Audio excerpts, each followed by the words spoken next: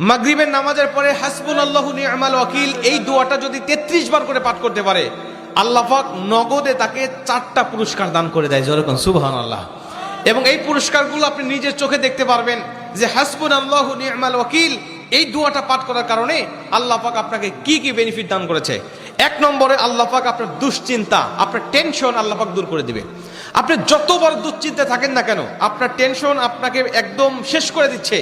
আপনি যদি হাসবুনাল্লাহু নি'মাল ওয়াকিল মানে আল্লাহ আমার জন্য যথেষ্ট, আল্লাহ আমার জন্য অভিভাবক হিসেবে যথেষ্ট, আপনি যদি দোয়া করতে পারেন, আল্লাহ পাক বলেন যে আমি আল্লাহ পাক তার টেনশন, তার দুশ্চিন্তা একেবারে দূর করে দেই। এটা হলো প্রথম নম্বর বেনিফিট। দ্বিতীয় নম্বর বেনিফিট হলো যে এই দোয়াটা যদি কোনো ব্যক্তি নিয়মিত পাঠ করতে পারে, রাসূল সাল্লাল্লাহু আলাইহি ওয়াসাল্লাম বলেন যে আল্লাহ রাব্বুল আলামিন তার বিপদ আপদ বালা মুসিবত আল্লাহ পাক দূর করে দেয়। এটা আল্লাহ পাক নিজেই তার জন্য সাহায্যকারী হয়ে যায়। বিপদ আপদ বালা মুসিবত তার সামনে আর কিচ্ছু রাখে না। আপনি যত হাসবুনাল্লাহু নি'মাল ওয়াকিল পাঠ করবেন, তত আল্লাহ পাক আপনার সামনে থেকে বিপদ বালা মুসিবত দূর করে দিবে। এটা হলো 2 নম্বর।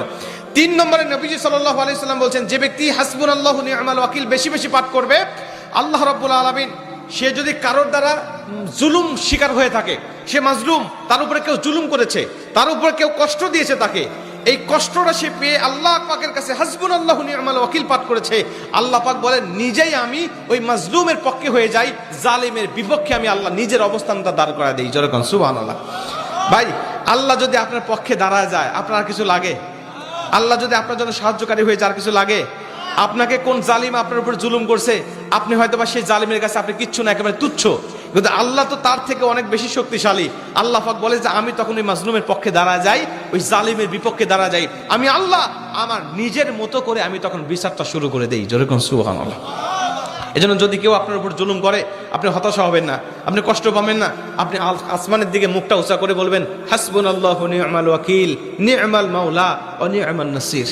আপনি এই দোয়াটুকু শুধু পাঠ করবেন, দেখবেন যে আল্লাহ পাক আপনার সব হতাশা, সব দুশ্চিন্তা, সব টেনশন আল্লাহ পাক মুহূর্তের মধ্যেই আল্লাহ পাক আপনার দূর করে দিয়েছে। যেরকম সুবহানাল্লাহ। এবং 4 নম্বরে রাসূল সাল্লাল্লাহু আলাইহি ওয়াসাল্লাম বলছেন যে তাকে আল্লাহ পাক দুনিয়া এবং আখিরাতের কল্যাণগুলো আল্লাহ পাক তাকে দান করে দেয়। দুনিয়াতে যত কল্যাণ, যত খারাপই আছে এগুলো দূর করে দেয়, কল্যাণগুলো আল্লাহ পাক দান করে দেয়। আবার আখিরাতের যত কল্যাণ লাগবে আপনার সব কল্যাণগুলো আল্লাহ পাক আপনাকে দান করে দিবে। আল্লাহ পাক আমাদের সবাইকে এই 4টি ফজিলতগুলো পাওয়ার আশায় হলেও আল্লাহ পাক আমাদের সবাইকে এই হাসবুনাল্লাহু নি'মাল ওয়াকিল এটা মাগরিবের পরে 33 বার, অনেক মুহাদ্দিস বলছেন ফজরের পরে 33 বার, যদি কোনো ব্যক্তি 11 বার পড়তে চায় সমস্যা নেই, কিন্তু 33 বার পড়তে পারলে সবচেয়ে ভালো ফলাফল পাওয়া যায়। আপনারা অধিকাংশ 33-এর অধিক পড়লেও কোনো সমস্যা নেই। এক কথায় যে ব্যক্তি হাসবুনাল্লাহু নি'মাল ওয়াকিল বেশি বেশি পাঠ করবে, আল্লাহ পাক তাকে এই ফজিলতগুলো দান করবে। যেরকম সুবহানাল্লাহ।